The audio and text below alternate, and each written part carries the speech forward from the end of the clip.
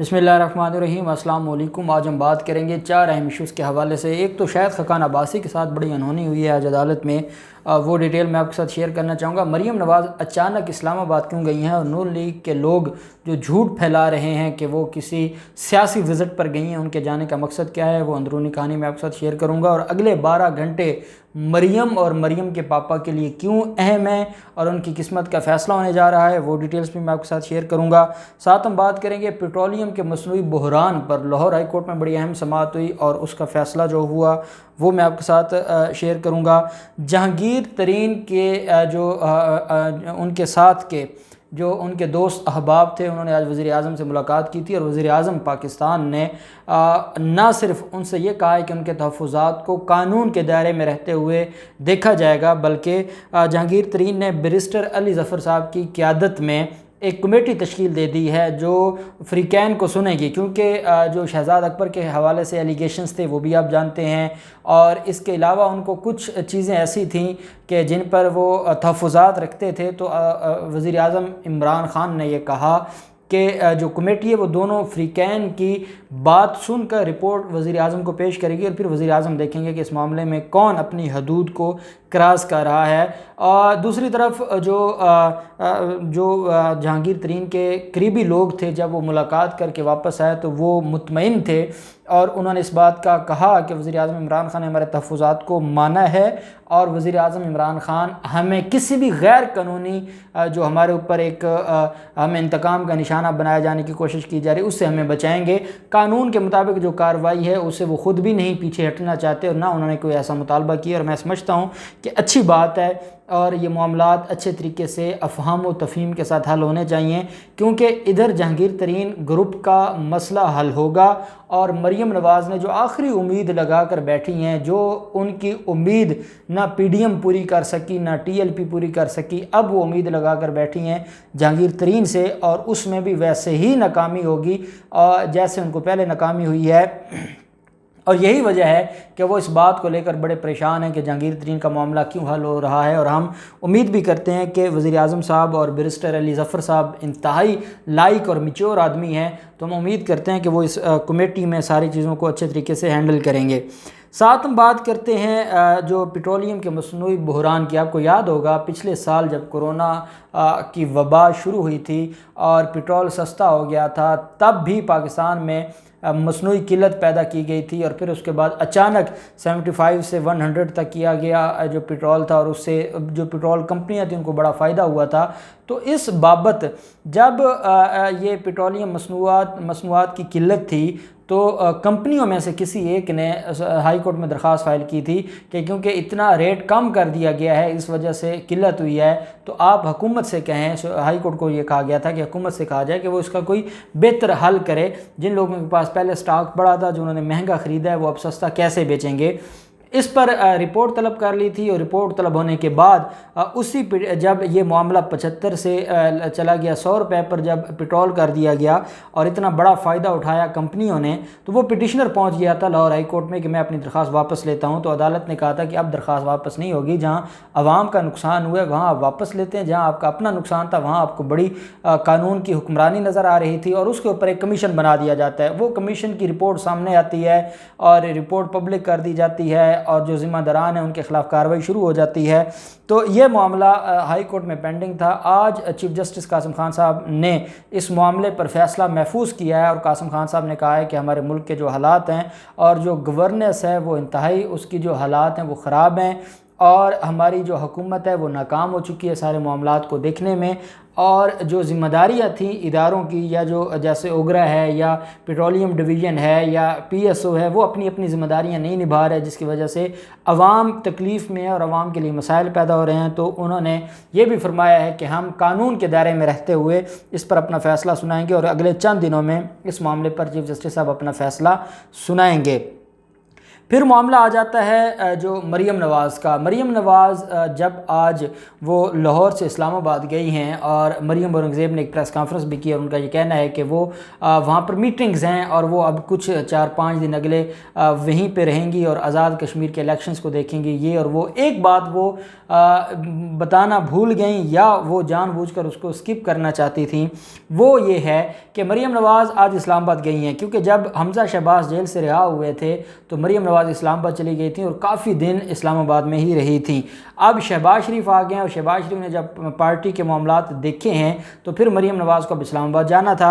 और एक और बात कि हमज़ा शहबाज भी अपने बाप से नाराज़ हैं। उसकी वजह यह है कि वो ये समझते हैं कि मेरा बाप मरीम नवाज़ के सामने ब्लैकमेल होता है या मरीम नवाज़ के सामने खामोश रहता है और अपने भाई के कि वो बातें भी मान रहा है जो बातें नहीं माननी चाहिए, जो हमें नुकसान पहुंचा रही हैं, हमारी जमात को नुकसान पहुंचा रही हैं या हमारी फैमिली को नुकसान पहुंचा रही हैं। तो इस पर हमज़ा शहबाज भी अपने बाप से नाराज़ हैं और ज़राए के मुताबिक उनके मामलात भी आपस में ख़राब हैं।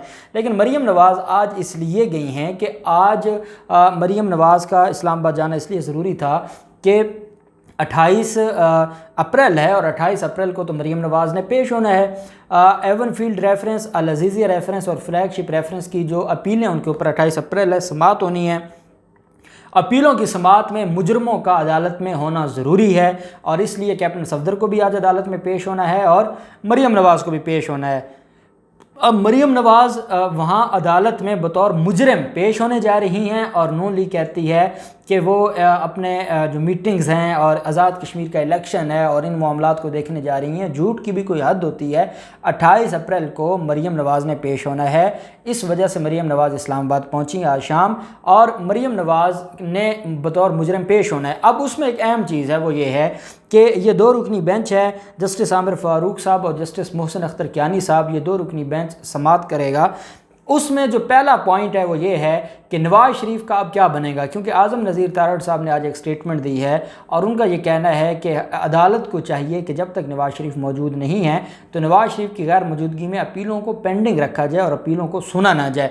अब नवाज़ शरीफ एक तो भगोड़े हैं, एक तो वो इश्तिहारी हैं, एक तो वो मफरूर हैं, एक तो वो अदालतों के साथ धोखा करके गए हैं और ऊपर से वो रिलीफ़ देखें कितने निराले इनके रिलीफ़ हैं कि उनकी अपील पेंडिंग रहे, उसकी जो सज़ा सस्पेंड हुई है वो अपनी जगह रहे, स्टे ऑर्डर बरकरार रहे और नवाज़ शरीफ 6 साल ना आए, 10 साल ना आए, वहाँ से उनकी मैयत आए, जो भी हो, लेकिन नवाज़ शरीफ की अपीलें ना सुनी जाएं। आज़म नज़ीर तारड़ साहब, आप ठीक है उनके सेनेटर हैं, लेकिन आप एक सीनियर कानूनदान हैं और वो बात करें जो कानून के मुताबिक हो, वो बात ना करें जो सिर्फ़ और सिर्फ नवाज़ शरीफ और मरीम नवाज़ की खुशनुदी हासिल करने के लिए हो।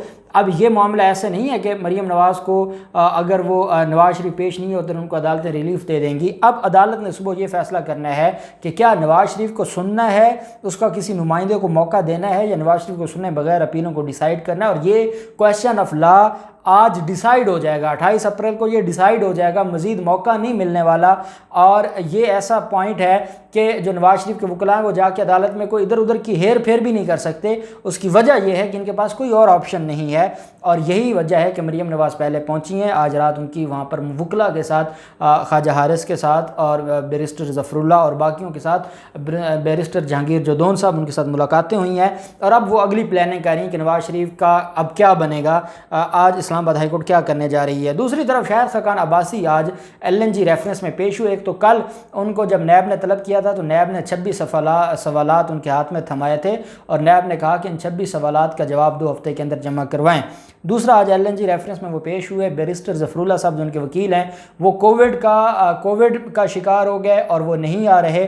अदालत ने लास्ट डेट ऑफ हियरिंग पर कहा था कि आप बैरिस्टर साहब से कहें कि वो अपना कोई मुआवन वकील यहाँ पर मुकर्रर करे ताकि अदालत जो केसेस जो इसमें एविडेंस है या विटनेसेस हैं उनके बयानात कलम बंद कर सके। आज जब शाहिद खकान अब्बासी आए तो उनके साथ कोई वकील नहीं था। अदालत ने इस्तफसार किया। ये जज आज़म खान साहब की अदालत है और जो आज़म खान साहब ने आज क्लास लगाई है शाहिद खकान अब्बासी की, मैं दुआ करता हूँ कि इनके साथ भी वही हाल ना हो जो लाहौर के जजेस के साथ हुआ और ट्रांसफ़र कर दिया गया, क्योंकि आज़म खान साहब पहले आसिफ जरदारी को भी फुल टफ टाइम दिया हुआ है और इन मामलात को भी वो देख रहे हैं। जज आज़म खान साहब ने कहा कि आपने वकील क्यों नहीं लेके आए, तो उन्होंने कहा जी मुझे इजाज़त दी जाए तो मैं बैरिस्टर ज़फ़रुल्लाह साहब को बाहर जाके फ़ोन करता हूँ और उनसे पूछ लेता हूँ। तो अदालत ने कहा आपको शर्म नहीं आती, आप बाहर जाके कॉल करेंगे? आपको जब अदालत ने कहा था कि आप अदालतों के अहकामात को मजाक लेते हैं, कि आप अदालती जो प्रोसेस है उसको मजाक समझते हैं, आपने वकील जब लेकर आना था तो अब लेकर आते, आप क्यों नहीं लेकर आए? अब क्योंकि अब आप वकील नहीं ले आए तो आप बैठेंगे 2 घंटे 3 घंटे 4 घंटे, जब तक बयानात कलम बंद होंगे आप इधर बैठेंगे। मुलजिम की फिर मौजूदगी में हम बयानात कलम बंद करवा देते हैं, अब हम वकील का इंतज़ार तो नहीं कर सकते। तो शायद खान अब्बासी ने कहा जनाब मैं माजरत करता हूँ लेकिन मेरा वकील आएगा तो काम चलेगा। अदालत ने कहा नहीं, हम बयानात कलम बंद करेंगे और जो आपकी हरकतें हैं हम डेली बेसिस पर इस केस को आप सुनेंगे, अब हम आपको मजीद टाइम नहीं देंगे। शायद खान अब्बासी ने बहुत हाथ पाँव मारे, बहुत किया, लेकिन इतने में उनके एक और जो मुनव्वर इकबाल डोगल साहब हैं, ये सीनियर एडवोकेट हैं और बैरिस्टर ज़फ़रुल्लाह साहब के ब्याह पर वो अदालत में आ गया और अदालत से उन्होंने माजरत की। तो अदालत ने कहा कि ये क्या इन्होंने तमाशा बनाया हुआ है, जब आपका केस है तो आप कोई और मुआवन वकील पेश करें ताकि केस आगे चले, या हम इंतज़ार करते रहेंगे। अदालत ने मुनव्वर इकबाल डोगल के आने के बाद शाहिद खान अब्बासी को तो जाने दिया, ना सिर्फ 2 गवाहों के आज बयानात कलम बंद किए बल्कि 27 अप्रैल से 28 अप्रैल के लिए अदालत ने इस केस की समाअत को मुलतवी किया है और अदालत ने कहा अब हम डेली बेसिस पर सुनेंगे और अब हम इनको देखेंगे कि कैसे ये अदालतों के साथ बहाने बनाते हैं। और यही शाहिद खान अब्बासी अदालत से बाहर आकर नैब के ऊपर 2 घंटे का लेक्चर देते हैं, वो टाइम है। अदालत में बैठना होता है मुलजिम ने, तो वो टाइम नहीं है। ये भी हमारी अदालतों को नोटिस करना होगा कि जो बाहर आके तमाशा लगाते हैं तो वो जितना देर बाहर तमाशा लगाते हैं उससे डबल टाइम उनको कम से कम अदालतों में तो बिठाएं ताकि पता चले मुलजिम को कि अदालतें क्या हैं और उनको अपने प्रोसेस का पता हो। तो इन सारे मामलात में जो भी डेवलपमेंट होती है, जो रेफरेंसेस हैं, जो अपीलें हैं, आज जो भी समाअत का हवाला होगा हम आपके साथ शेयर करेंगे। अल्लाह पाक पाकिस्तान कामयाब नासिर हो। बहुत शुक्रिया। अल्लाह हाफ़िज़। पाकिस्तान जिंदाबाद।